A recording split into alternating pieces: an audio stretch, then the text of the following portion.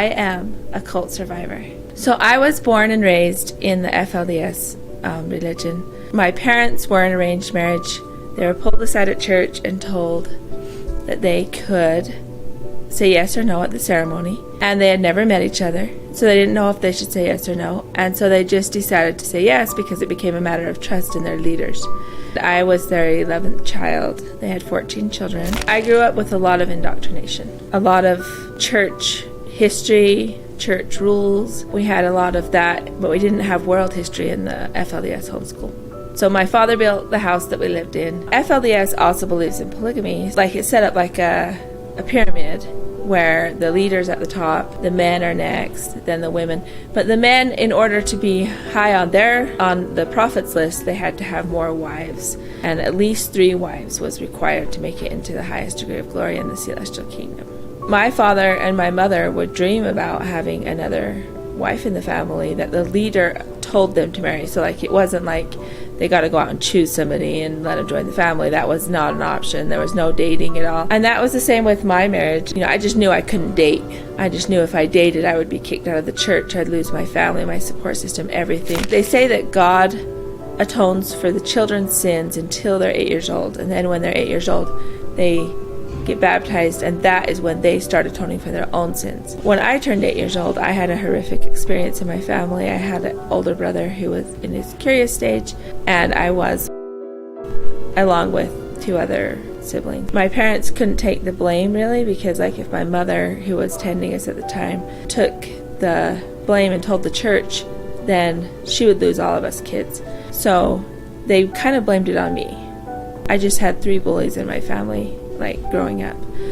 And my mother, I don't think she wanted to do that to me, but I don't think she knew how to get out of it. So she just had conflicted. She always would cry and stuff around me. She wasn't like completely mean to me. She just wasn't on board with being nice to me all the time. So when my older brother, who stopped after we tattled and all of that happened, and my older sister, who had been pulled in before me, would bully me, I wasn't really protected a lot. So instead of them bullying me on the basis of you did something wrong, they turned my righteousness against me. And they would say, you want to marry Warren Jess because you're so righteous.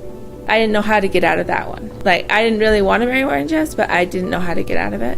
The church requirements usually say the father does have some responsibility in it, but I don't think father felt it, like, because he wasn't physically able to have done anything at the time to help me, except for love me anyway. So he did do that. As I grew up going to the Alta Academy school, I had a classmate who left the church at 14 years old. And she said in an interview that she was afraid that she was going to marry Warren Jeffs, that he was grooming her to marry him.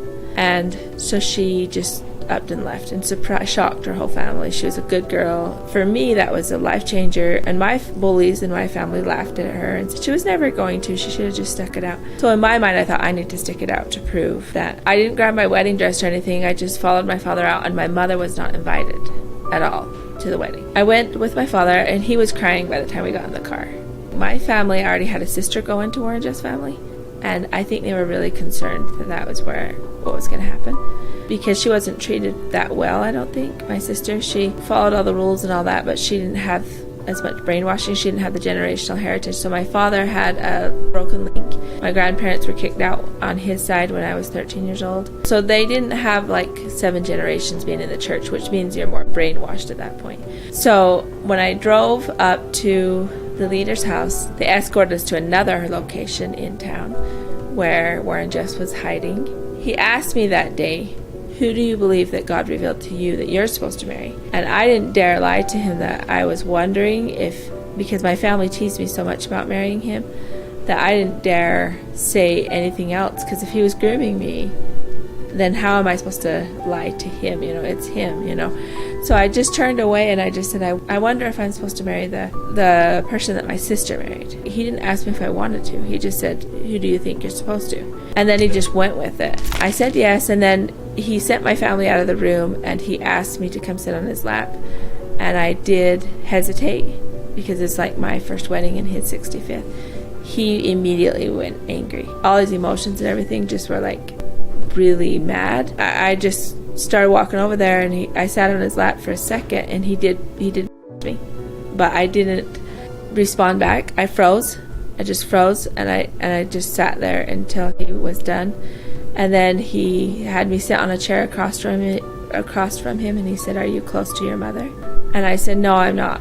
And he's like, "Okay." So he called my father back into the room, and he told him to take me home, and he gave him some instructions. One of them was he wanted me to go to a meeting in the morning that usually only the men went to, and especially in my father's family, only the men went. He wanted me to be there. He requested that I don't go back to school at all because he was running from the law. And that's when it hit me. He's running from the law. That is why the house was a different house than the leader's house. And then he said, take her home, have her read these chapters, more indoctrination about being a submissive wife and taking care of him, basically. So I did go with my father that night, and I actually stayed with my family for about 2 weeks. But the next morning I went to that meeting like he requested, and in that meeting he sent the leaders away, like a lot of the people that sat on the stand with him in the past. He went down the aisles and he passed him out corrections, and he said, "You are no longer married to the wife that you're sitting next to, basically, and you need to go repent." Anyway, so this is what he wanted me to see. He requested I go to this meeting to see that he's going to walk down and correct leaders of the church that I had looked up to my whole life. And to me, that was really harsh. He is basically telling me there's no hope the day after I marry him. He told them all to keep me at arm's length, and that I was crazy. They didn't dare help me when they saw him experimenting on me or being mean to me. They didn't dare help me because of that instruction. But he did single me out from the very first day. I don't know exactly why. He just decided it was going to. I didn't realize that why he did. I felt that way, but I didn't realize why until like years later. And it all started with that hesitation. So after I went into his family, the bullying and all of that heightened quite a lot immediately. And then he also had another meeting, a secret one that he wanted me to participate in after that. That was the one he talked about the children, that he took away from his property and took them to a secret location because he was running from the law and he didn't want his children to be questioned by the law about where he was. So that made sense. But then what didn't make sense to me was that he said God revealed that not one of the birth mothers, the mothers that gave birth, were worthy to go with their children. The mothers that never gave birth could go. So that was why I went into Texas. That was my signal. That was my cause, that I wanted to go check on those children. I still believed in that, and I also believed that those children need checked on, because like, why would God tell 30 mothers all in one day that they are not worthy to go with their children? That didn't make any sense to me. I stayed at my father's house for like 2 weeks, but I did keep reading everything he told me to read and try to step up so that I could go check on the children. What I experienced after I went to Texas was that they were being rotated around. So whenever they would bond with a caretaker or a mother that was watching them, he could just like assign that wife to another position in the household. So the children would never have stability, which is a huge red flag to me, because like in adoption you have the hope of stability, you have the hope of bonding with the caretaker that you have. When they took all the kids away, I'm sure that was a really horrific time for the mothers that did give birth to those kids, because probably most likely it was because they knew they'd already been taken away, a lot of them, and they thought they may have lost them forever. So when I went to Texas the second time is when he sent me into the room to find out about like all of that. So I got into the introduction and figured out what was going on, and then I was like, I have to fight him. I have to escape and fight him on all of this stuff, because like in my mind I didn't do it like attackingly. I didn't obviously publicly just denounce him immediately. What I did is, for survival's sake, I would comply in front of people, and then I'd walk away and I'd write to him and I'd silently tell him I need more time. I never really fought him on it because I didn't think he would believe me. I didn't think he would allow me to escape. But I did fight him like passive aggressively. After I came back to Short Creek and went back, then he took his whole family away from Short Creek, and that's why I was taken to Texas. He took his whole family away. Short Creek is an older compound that has ex-FLDS also in the compound. The newer ones only have FLDS. It was a benefit to be in Short Creek. He was building a temple at the time, but it wasn't done all the way. And he usually starts with his family a lot of times. He'll start his new revelations, his new indoctrination with his family before he gives it to the community. It was just a day I was doing the dishes, and one of his favorite wife came in and said, "You need, Warren Jess is calling you into his room." So I went into his room, and this time when I went in, he had me sit in the front, and he had like 4 other ladies in front, and he talked to us, and he was just staring at us really. And he said, "I don't want you turning around. If you turn around, you'll have a repercussion, basically." And we could hear like the door opening and closing behind us, but I didn't have a clue what was going on. So we just listened to him. And he started talking about like how the doctrine says that Adam and Eve, they fell because of the forbidden fruit. And in that he talked about how Eve, the forbidden fruit that she accepted was another man. And so like, that's why she fell, is because of another man that wasn't Adam. And then he talked about, "Do you believe me?" And he said that every time after church, and we all just said yes, because then he says, do you not believe? If you don't believe, then stand up. So it's like a public humiliation if you don't believe. So we all just said yes. And then after that he said, "If you believe me, then I want you to prove it to me, and I want you to take off your clothes." So like, that was really traumatic. I remember everybody started before me, and then I just was like, okay.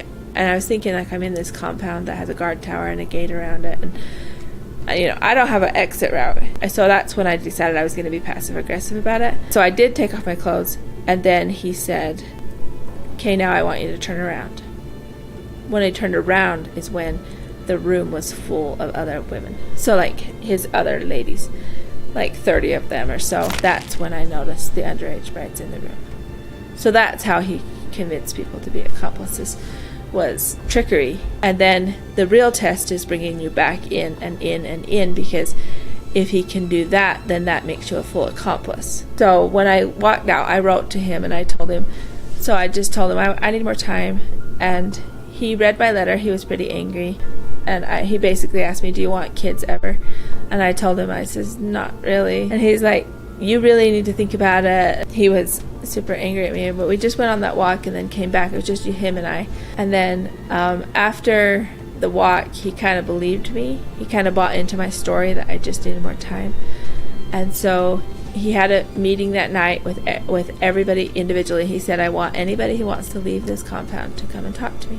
And when I walked in there, he said, he was nice to me. He actually told me, "You can go." And so then I was really excited. And I don't think he realized how excited I was until right when I was walking out the door. Well, I did go to Vegas. I went to a house in hiding in Vegas with a caretaker after that. And then I wrote to him and told him I wasn't going to pray to ensure that I don't go back. And I told the whole house that I wasn't praying. I didn't want to go back out of houses in hiding. Because like, what happens in his structure, the pyramid, if I'm not worthy to be in the elite groups where he is, then he can't have interaction with me. Like, he can come and say hi, but he can't actually do more. That was a protection for me, to be away that far from him. And I did witness him telling other ladies, "You can't go, you need to pray harder, you need to stay." I think he was making it hard on the ones that just attacked him and said, "This is wrong, we don't want to be a part of this." He would just not let them leave. When I got there is when I fought him harder. I actually told him I wasn't going to pray to ensure I don't go back. He got caught after about 2 years of me living in these houses and hiding. I never was pulled back into these experiences. I know most of his wives were. Most of them did see him in prison even after he went to prison. I was the only one, I think, that never went and saw him in prison, according to them. When I did stay in those houses in hiding for 2 years, I read a lot. I read his doctrine. I didn't have a lot of options to fight my way out, because once I started to be loyal, like, it was kind of felt like a catch-22 trying to escape. If I tried to fight my way out, there was a high chance he would weasel his way into taking me back to the elite groups. There wasn't a lot of options to fight. So I just prepared for that day when he would be caught by the law, because he told us he was on the most wanted. Well, when he did get caught, I was super excited, but I couldn't tell anybody that. Everybody around me was sad and praying and scared, but me, I was excited. And I thought, now I can do whatever it takes to escape. But at that point, he was also still in control. So he would send his most loyal followers to surround me, live in the same houses as me. And that became really hard to even fight my way out at all. But I still stayed at it. It was like 3 years of solid harassment from his loyal followers who figured it was my fault that he got caught. He taught that if there was one person who wasn't perfectly loyal to him, it would affect everyone. I was that one person. So even though I'm trying to get out, they're psychologically me, gaslighting me. So I actually was an activist clear till the very end. I did everything I could possibly do for those kids before I left.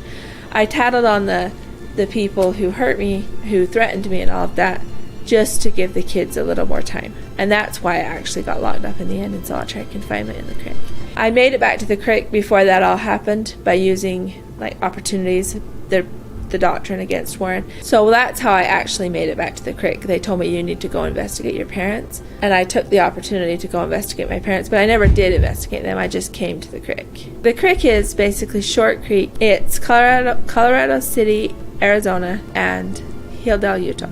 So that's what the creek is. When I say the creek is the older compound. So I went into solitary confinement, which was only a day long, about a day, because I escaped. And it sent me there because I had tried to escape that morning earlier and I was caught on the main roads. When they caught me, they put me in solitary confinement. They put 2 screws in the window to hold it shut. They turned the doorknob around, so I couldn't unlock it. I found some scissors and I unscrewed one of the screws in the window. So I started pounding on it. So I didn't start this process until after I heard my brother's truck leave. It was my caretaker's truck. But anyway, he left, and then his wife and his kids were home, and they came in and they took everything I was using. They called him. He was in a meeting, but I didn't know that at the time. When the screw broke off, I heard his wife gasp, and I thought, if I just leave, there's a chance she might think that I laid down and started to read, because that's what I was directed to do. I just climbed out the window and left, and she didn't actually notice that I left for 2 hours, which was a blessing to me, because then I took the back roads this time and made it to the house I was running to, and they drove me out of town by the end of the day. There was a lady I met on the trail that also knew who to call, so that when they did drive me out of town, we had another organization that picked me up. And that was the day that I met my mom now, my adoptive mom. She picked me up that day, and she fought really hard for me. She was more like a peer support specialist herself.